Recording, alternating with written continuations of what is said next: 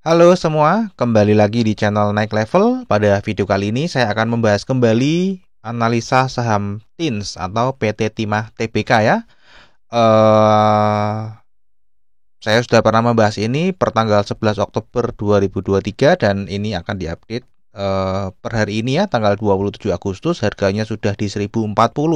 Jadi sudah naik cukup lumayan dibandingkan video terakhir saya tanggal 11 Oktober.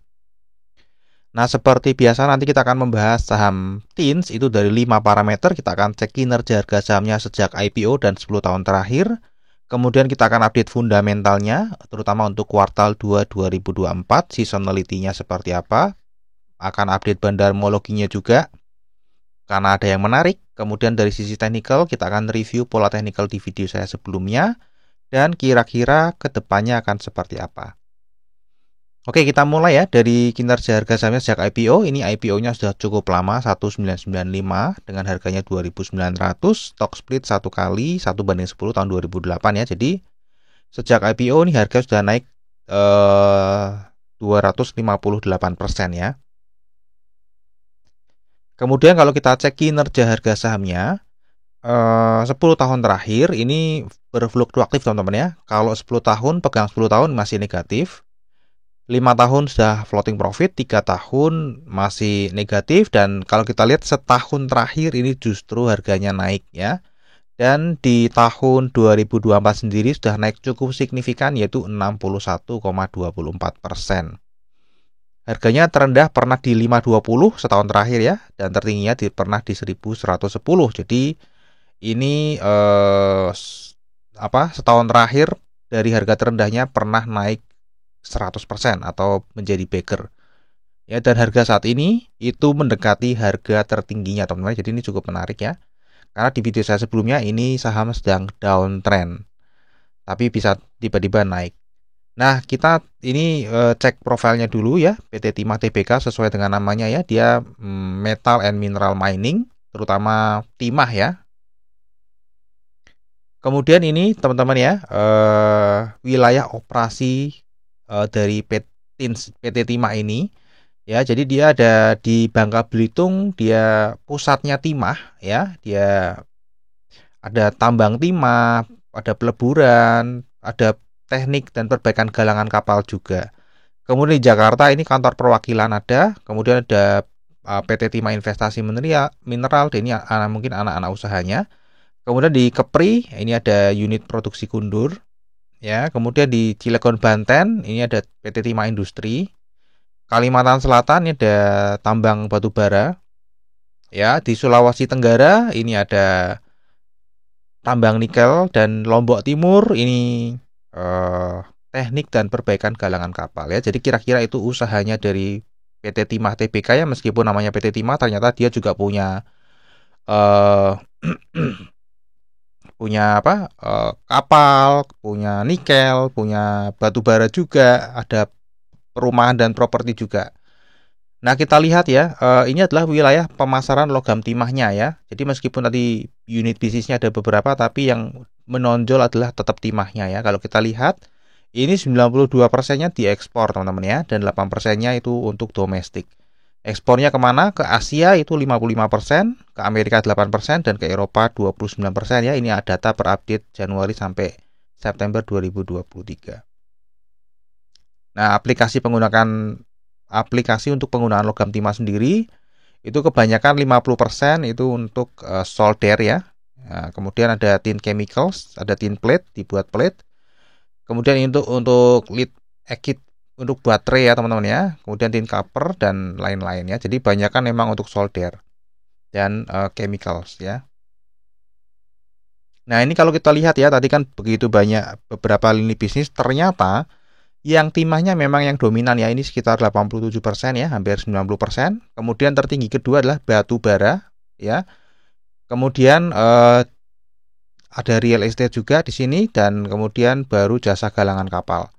Kalau kita lihat nikel ini sudah stop ya teman-teman ya, di tahun 2024 ya, sudah nggak ada produksinya. Ya, dan kalau kita lihat batu bara juga justru malah turun di tahun 2024, yang meningkat adalah timahnya. Nah, kita cek kinerjanya secara jangka panjang ya.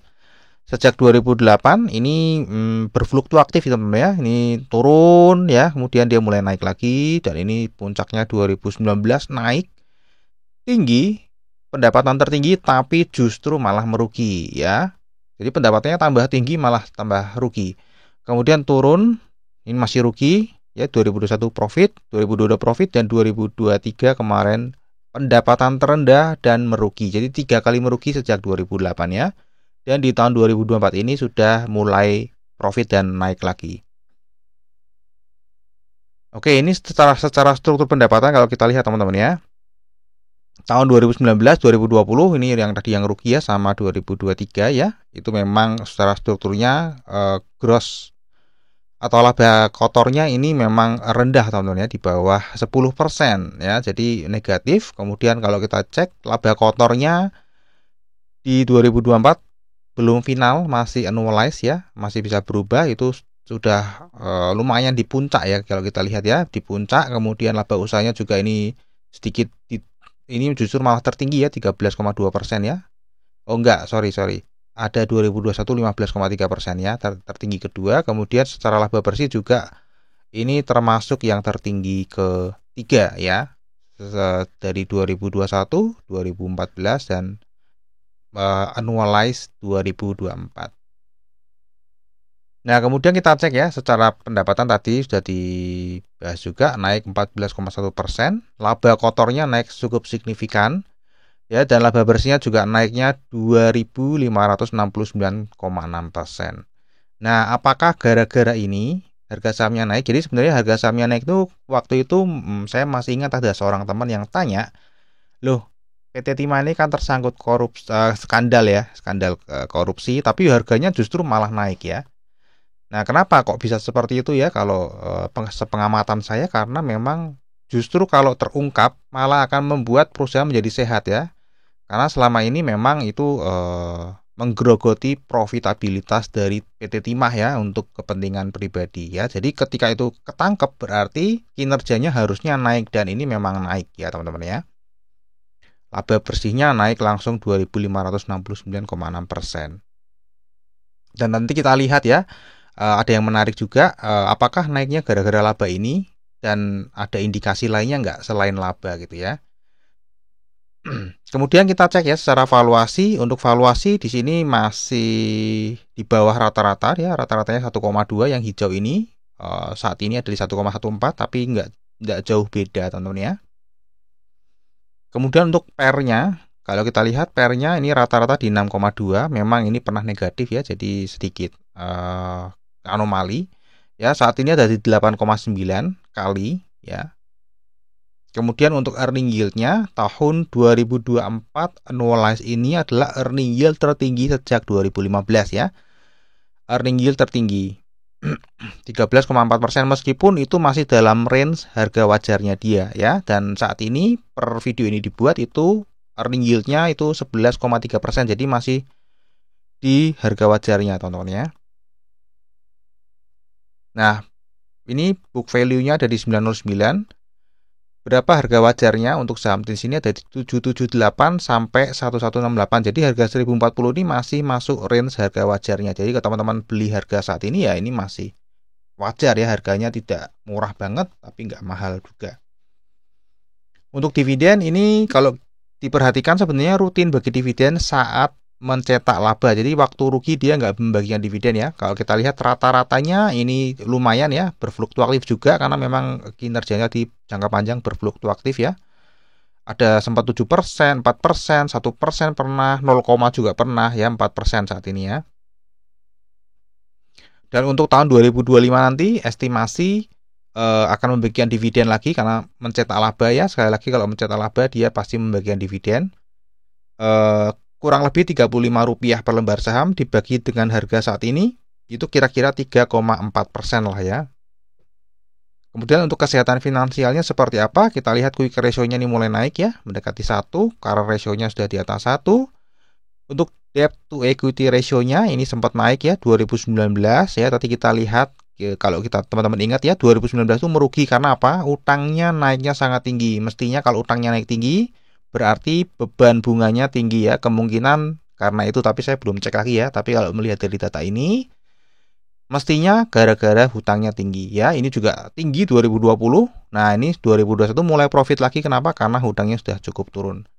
Ya, dan kalau kita lihat debt to equity ratio-nya ini di 3 kuartal terakhir juga menurun ya. Artinya labanya kemungkinan besar bisa naik. Kalau kita lihat secara seasonality teman-teman ya, ini cukup menarik ya, naiknya di bulan April dan ini naiknya 9%, dan di bulan Juli juga chance-nya tinggi untuk naik dan sudah naik 8%. Ya, dan ini Agustus masih naik lagi 10% teman-teman ya, meskipun secara seasonality biasanya turun ya. Sampai akhir tahun ini nggak ada yang di atas 60% lagi ya, hanya di bulan Oktober saja. Kemudian kita cek ya secara struktur sahamnya, ini pengendalinya adalah Main ID ya, PT Mineral Industri Indonesia. Kemudian ini BUMN ya, Negara Republik Indonesia. BUMN ini kan ini Main ID, ini anak usahanya BUMN. Kemudian ada masyarakat non warkat ya, 34,96%. Nah, peran investor asing di sini kita lihat ya, setahun terakhir ini investor asing masih buang barang, partisipasinya juga biasa-biasa saja. Korelasinya ini 2,39 ya, jadi cukup memiliki pengaruh ya di pergerakan harga saham investor asing, meskipun nanti kalau kita lihat dia sebenarnya tidak menguasai saham ini secara besar ya, tapi linearitasnya ini cukup tinggi ya, 63,81%. Jadi kalau dia masuk, harganya kecenderungan naik. Kalau 63% kecenderungan naik. Kalau dia keluar atau jualan, kecenderungan harganya 63%-nya turun. Ya, dan kalau kita lihat bulan Agustus ini, Juli sudah mulai masuk. Bulan Agustus juga masuk ya. Bulan Agustus masuk dan hampir setiap hari dia masuk juga investor asing ya. Nah, untuk kepemilikan retailnya kalau kita lihat ini cukup menarik ya. Sejak Juli 2023 sampai Juli 2024 ini turun teman-teman ya. Turun cukup lumayan, 7.111 ya. Jumlah lembar sahamnya juga turun, namun rata-ratanya justru malah naik. Jadi yang keluar-keluar ini itu yang rata-ratanya adalah 14,6 jutaan. Ya, jadi rata-rata semua holdernya TINS ya, investor retail lokal ini teman-teman ya, itu per orangnya 25 juta. Ya, terus naik kenapa? Karena yang keluar ini yang sekitar rata-ratanya 14 juta ini keluar semua, jadi rata-ratanya naik ya. Dan kalau kita lihat ya, untuk 1 bulan terakhir ini yang keluar justru malah di atas rata-rata ya teman-teman ya, 72 juta per orang ya yang keluar. Kemudian kita cek ya perpindahan struktur sahamnya setahun terakhir. Kalau kita lihat dari Juli ke Juli, nah kalau kita lihat garisnya ini turun ya, jadi sebenarnya sedang terlihat distribusi di sini teman-teman ya, turun. Bandar detektor juga terlihat ada small distribution ya. Yang 3 lainnya ini bilang netral. Kita cek secara broker summary, ini justru ya benar distribusi juga ya, ada broker CC yang melakukan distribusi.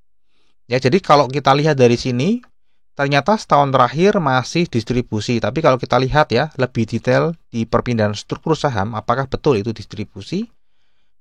Nah, ternyata enggak teman-teman ya. Ternyata justru data ini berbicara sebaliknya, ini sedang ada akumulasi. Ya, kita lihat siapa yang mengakumulasi. Kita lihat dulu top 3-nya teman-teman ya. Kita lihat dulu ini ya, jumlah lembar sahamnya 7,4 miliar, yang floating yang di masyarakat ya 35%.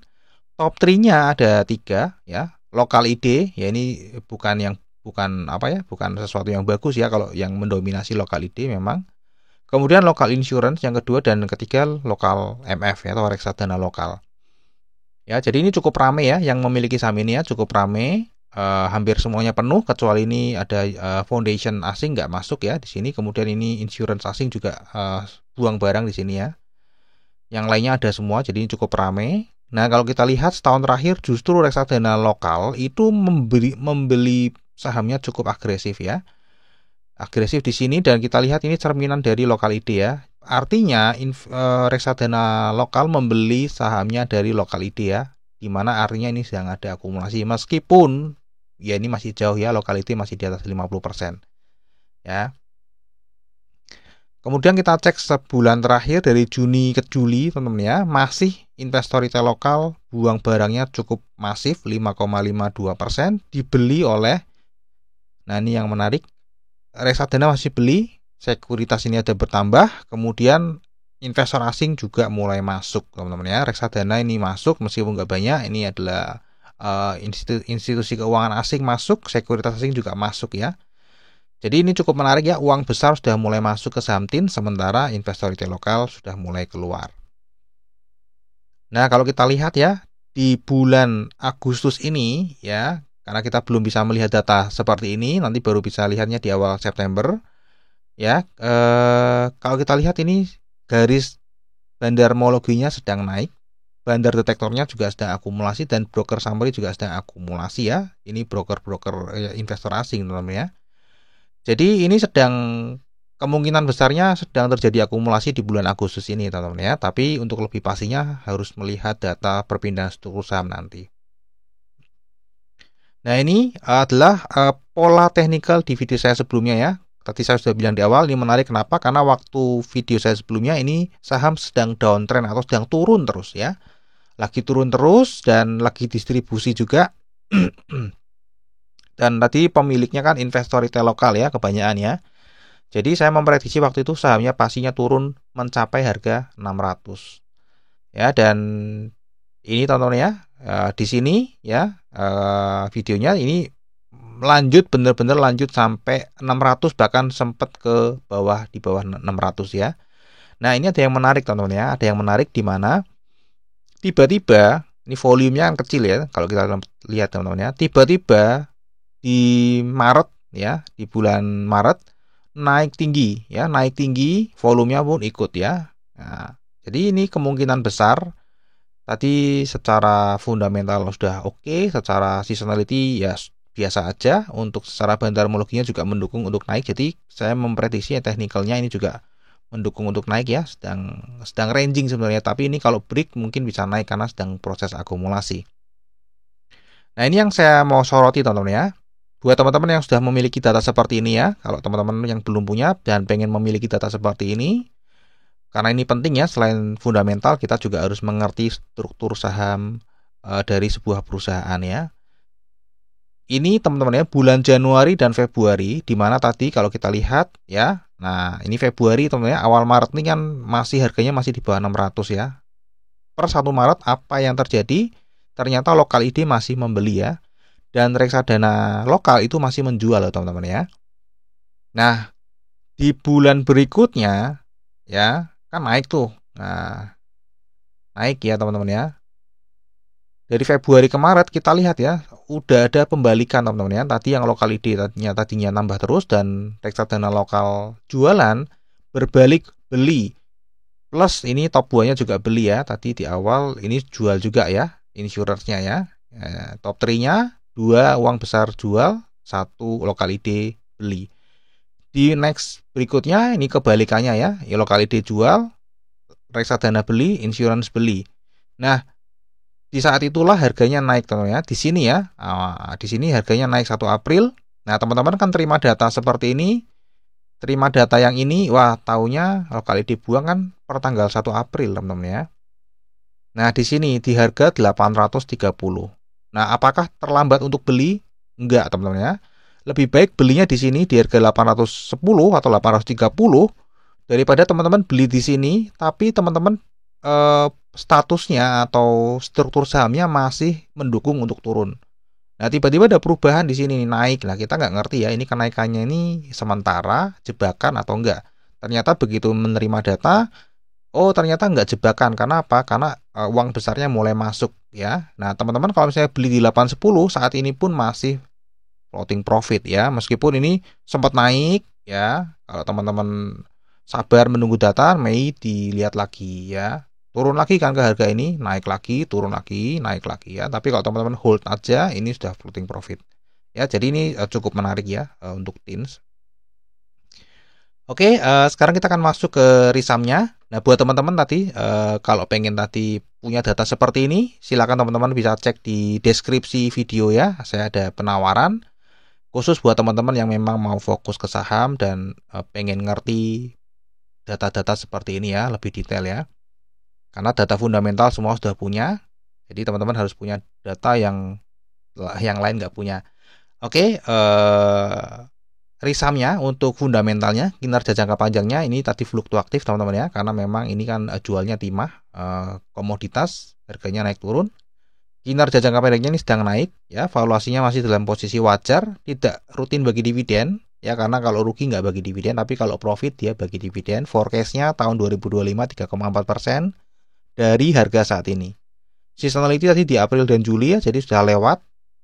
Bandarmologi ini menarik ya, sudah berbalik jadi akumulasi. Di bulan Agustus ini juga terindikasi sedang akumulasi ya, dan teknikalnya sebenarnya sedang ranging 830 sampai 1100.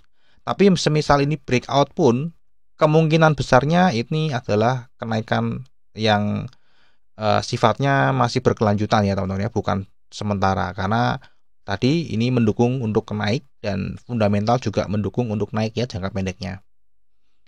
Oke, terakhir disclaimer ya teman-teman ya. Jadi analisa yang saya bagikan di YouTube ini adalah analisa saya pribadi yang tentu saja juga bisa salah ya teman-teman. Ini bukan ajakan jual atau beli saham TINS. Silakan teman-teman tetap wajib melakukan analisa sendiri, karena untung dan ruginya itu ya teman-teman sendiri yang menikmati ya.